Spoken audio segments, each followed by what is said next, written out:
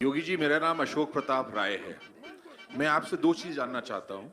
दो चीजें एक, जिस जानना तरह चाहता की हूँ आपकी राजनीति है और जिस तरह की ओवैसी भाई। साहब की ओवैसी राजनीति और है और दोनों राजनीति, तरफ के लोगों को भड़काने की राजनीति है। हमारा योगी और भारतवर्ष ओवैसी को बराबर एक कह बहुत दिया। शांति प्रिय देश रहा है। आप दोनों लोग अगर बाप संन्यास रे, ले लें तो आपको नहीं लगता है कि इस भारतवर्ष के ऊपर बहुत बड़ा कौन एहसान है ये? होगा? आपने बहुत अच्छी बात कही है। जवाब ये सुनिए। बात आप कश्मीर में जाके समझाते, आपको एक उपदेशक के रूप में हम लोग कश्मीर भेजते, वाह बहुत वाह अच्छा वाह। होता। कश्मीर